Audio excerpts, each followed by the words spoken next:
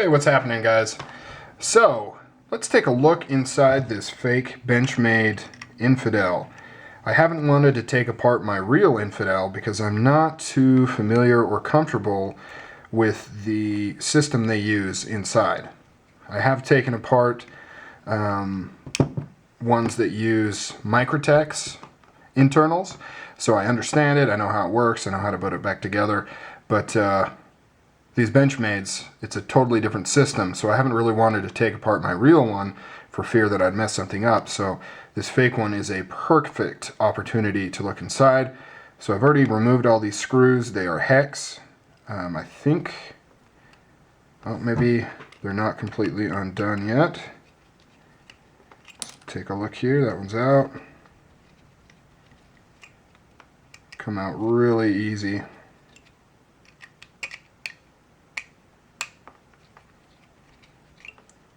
Got it now. Oh, there we go. Woohoo! So let's take a look inside. I'm just really curious. So here is this top scale here. Losing screws. I don't care if I'm able to get this thing back together or not.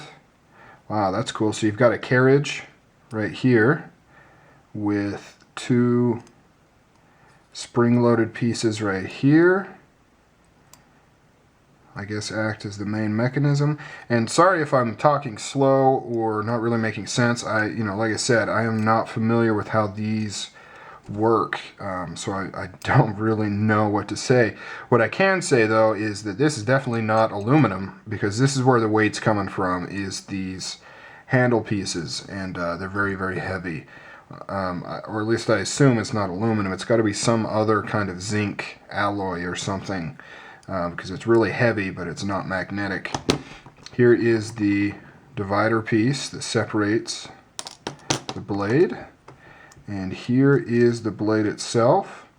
Let's pop this out here.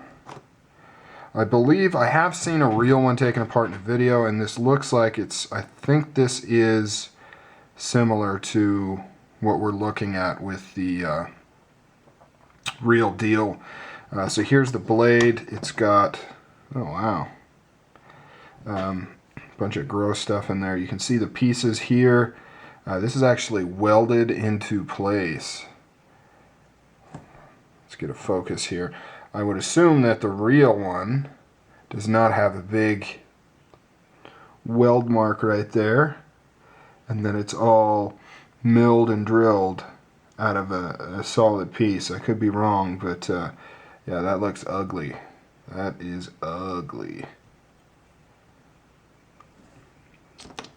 And then here is the track, more or less. And you can see these spring-loaded little herringbone pieces right here. And if I remember correctly, this is what holds the blade in the opened and closed position. So it basically allows the blade to pop up through.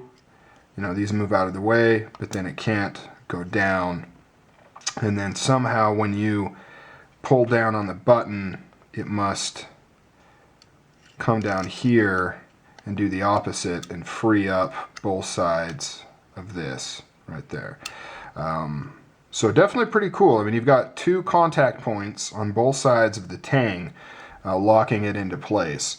Whereas on the Microtek system, you just have one gate on each side, one piece of metal on each side. So it's kind of cool that it's got this double piece here that should, I mean, you know, obviously in the fake we've got cheap steel inside here and various things like that. But I'm just talking mechanically. In the real deal, you should have, fairly strong lockup. And I have seen that in the tests I've seen of this knife, that it holds up really well from, thrusting force on there. But of course it also means, but just like a double action, you've got a lot of different parts, you've got multiple springs.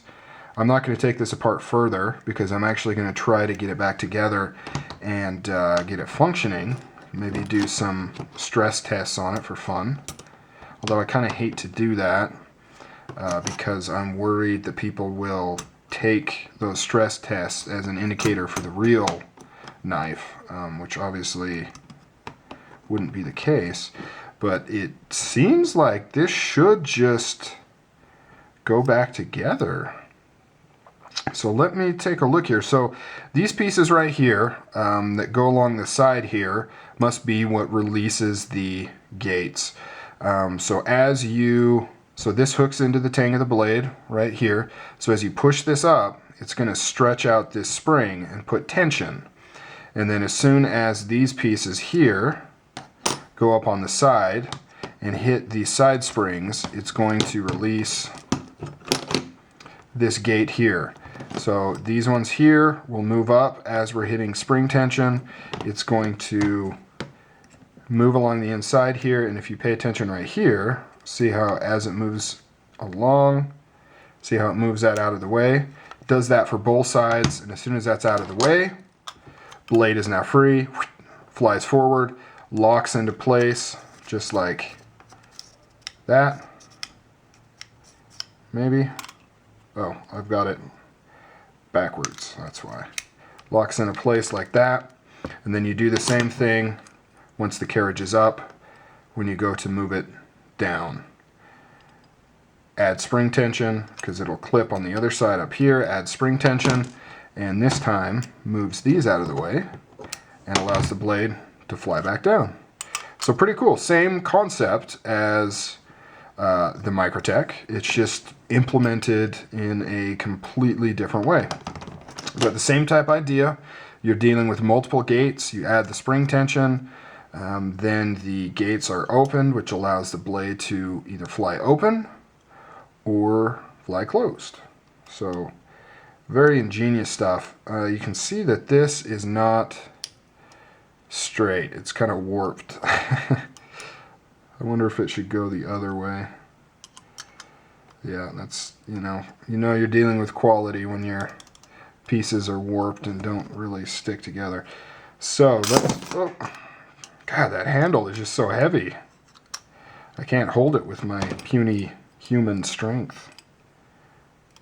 So now the question is,